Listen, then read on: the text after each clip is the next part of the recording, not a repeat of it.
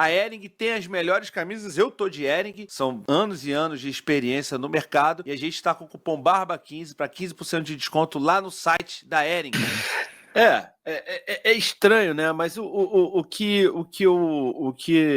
né, a parte da imprensa e do folhetim econômico brasileiro tá falando é que isso teria, quer dizer, sido motivado, uma das motivações, né, além da que a senhora falou, seria uma intervenção política no julgamento do Bolsonaro aqui. Afinal de contas, ele faz uma carta, né? O Trump manda uma carta dizendo que o que está acontecendo com o Bolsonaro não é legítimo, que o Brasil está tratando mal o ex-presidente e que ele tem que ser anistiado. Enfim, eu não sei os termos exatos da carta, mas a carta justifica esse tarifaço em relação ao tratamento, segundo o governo Trump, inadequado do Brasil em relação ao Bolsonaro.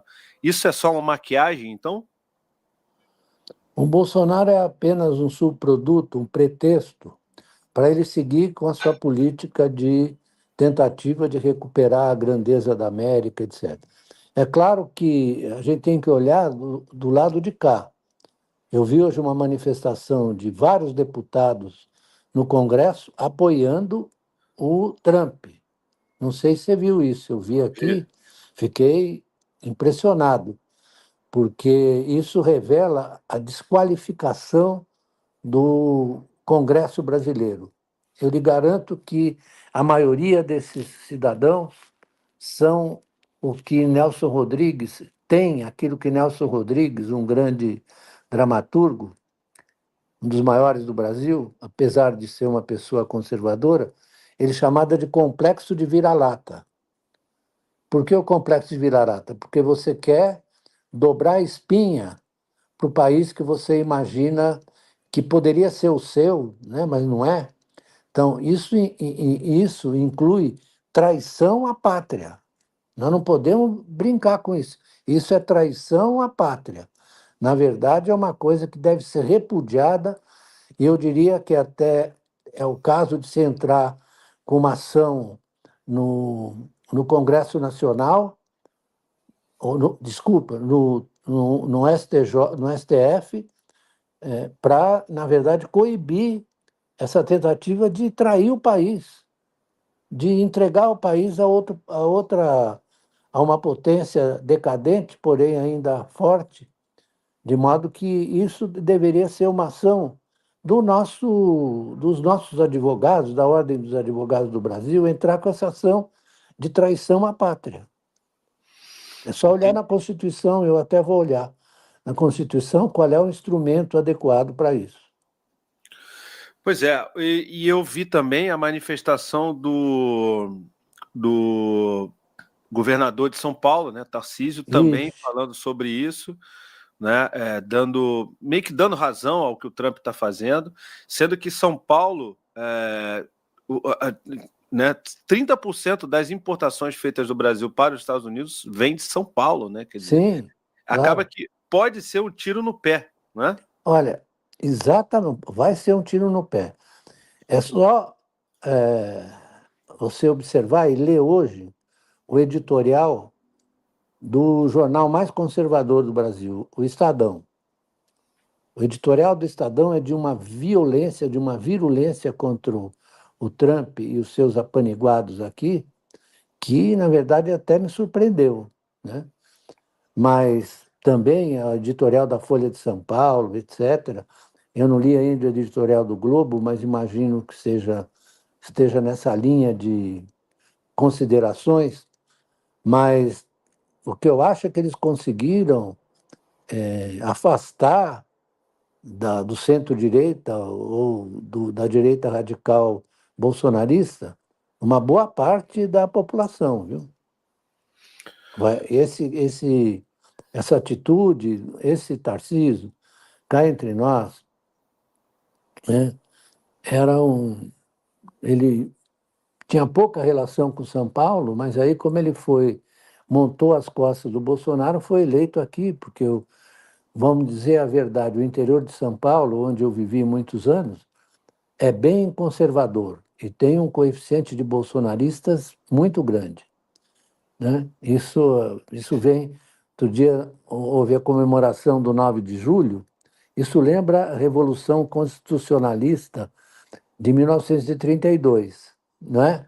Uhum. Em que os paulistas, aborrecidos com os projetos do Getúlio de industrialização e tal, resolveram armar essa revolta contra... Claro, perderam, etc.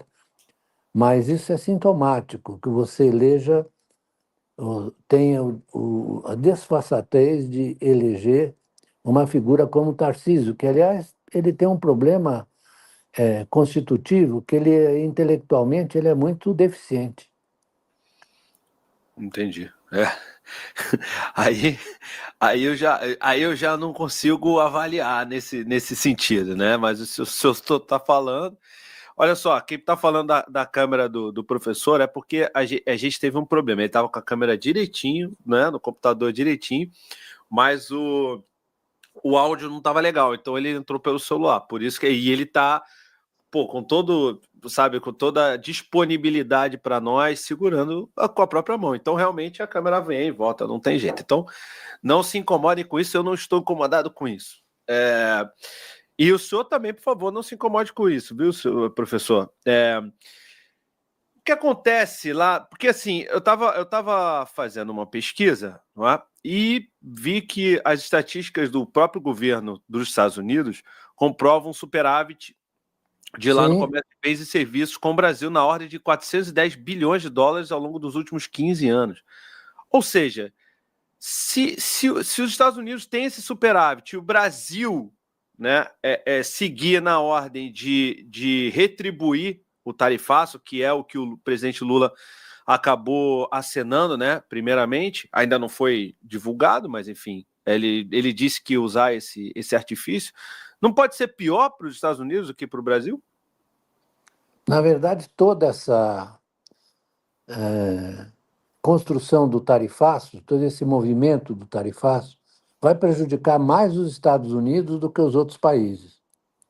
Não só em relação ao Brasil, também em relação ao Brasil, mas, sobretudo, ele quer impedir o crescimento das exportações chinesas para os Estados Unidos. E a Europa também. A Europa também tem superávit com os Estados Unidos. Uhum. Então, ele está tentando, de uma maneira desajeitada e truculenta, né? Porque ele é um misto de valentão e fujão, né? Porque daqui a pouco ele está dizendo que não vai colocar mais a tarifa, etc, etc. Ele faz isso muito, é constante nele. No primeiro governo foi assim. Você vê que ele, depois de impor tarifas de 145% da China, ele resolveu negociar, né? Resolveu negociar, porque deve ter, certamente você teve movimentos nos Estados Unidos.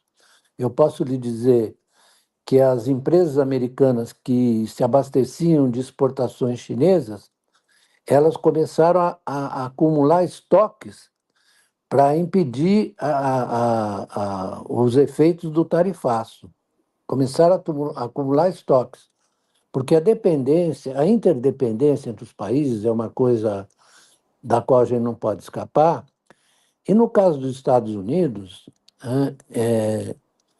os Estados Unidos é que promoveram o surgimento da China. Isso é uma coisa que a gente precisa reafirmar. Por quê? Porque em 1979 eu estava na reunião de Belgrado, do FMI, e ali estava o Paul Volcker, que era o chairman do Fed, do Federal Reserve, o Paul Volcker. Aí o Alexandre Kafka me pegou pelo braço, o Alexandre Kafka era o representante do Brasil no Fundo Monetário Internacional. Ele me pegou, vamos conversar aqui com o Volcker. Aí eu cheguei lá, o Volcker, bem gentil, fumando um charutão.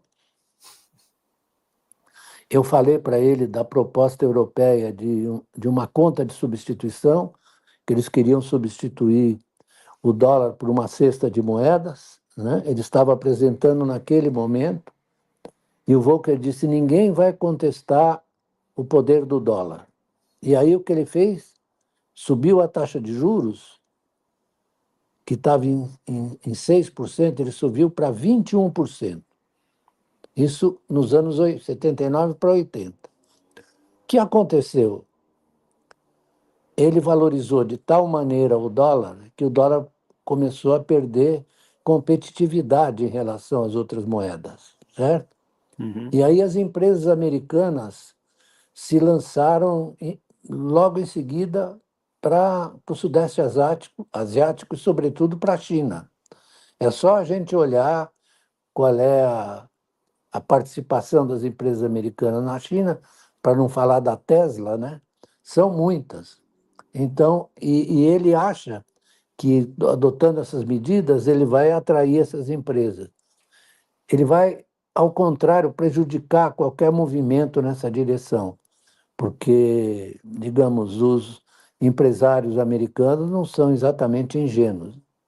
Ah, isso aí eles não são mesmo, não. Isso aí pode ter certeza que se tem alguém que sabe ganhar dinheiro é o americano, né? Sim, Inclusive, estamos aqui com a nossa querida Olha aí, Seguro ó. Bet. Essa aí eu vou te falar que essa casa me surpreendeu, rapaz. Porra, é bem legal essa Seguro Bet. Você tem um link aí pra entrar? Tenho, tá aqui na Então, descrição. então entra pelo link do Barba, se for matar a curiosidade lá. Entra pelo do Bar pra dar moral pro podcast. Mas, Dá porra, uma essa moral casa lá. é bem legal, viu?